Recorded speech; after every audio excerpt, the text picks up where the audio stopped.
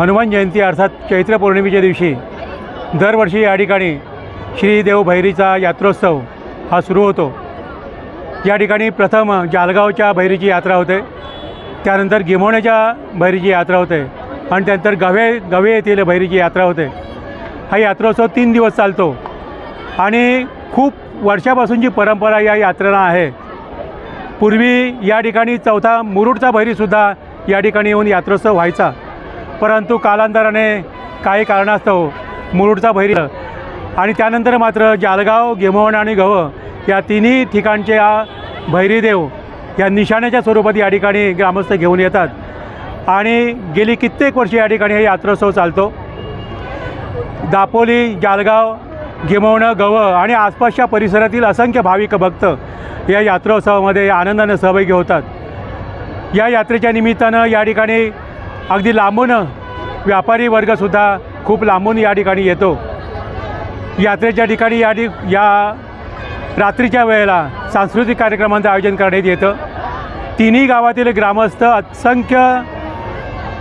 अत्यंत चांगल्या प्रकारे या यात्रोत्सव संपन्न होण्यासाठी सहकार्य करतात आणि असाच यात्रोत्सव या सर्व तिन्ही गावांमधून मिळून उत्तरोत्तर कायम चालू राहील याची आम्हाला नक्की ग्वाही वाटते। या ठिकाणी आजचा हा यात्रोत्सव संपन्न झाल्यानंतर 24 तारखेला गिमोण येथील यात्रा होईल आणि 26 तारखेला गवे येथील यात्रेचा कार्यक्रम संपन्न होणार आहे। याची सर्व यात्रेकरूंनी नोंद घ्यावी। सर्व यात्रेकरूंनी या यात्रेच्या निमित्तानं दिलेल्या शांततापूर्ण सहकार्याबद्दल सर्वांचे मनपूर्वक आभार। तिन्ही गावातील गिमोण येथील गवे या ग्रामस्थांचे सुद्धा मनपूर्वक आभार। धन्यवाद।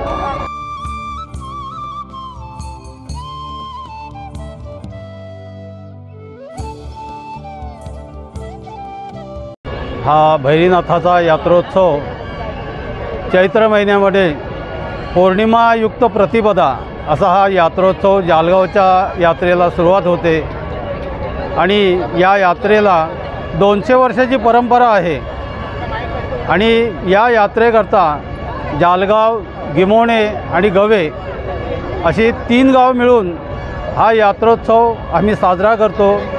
तिन्ही गावची सर्व ग्रामस्थ आणि जी मानकरी मंडळी आहे एकत्र येऊन हा यात्रोत्सव आम्ही साजरा करत असतो। आजपर्यंत सगळ्या गावाने एकत्र येऊन जो काही निर्णय घ्यायचा आहे तो एकत्र बसून आम्ही तिन्ही गाव मिळून घेतो आणि हा यात्रोत्सव साजरा करतो आणि त्यासाठी सगळे येणारी भक्तमंडळी आम्हाला सहकार्य करते आणि हा यात्रोत्सव असा चांगल्या पद्धतीने पार पडतो।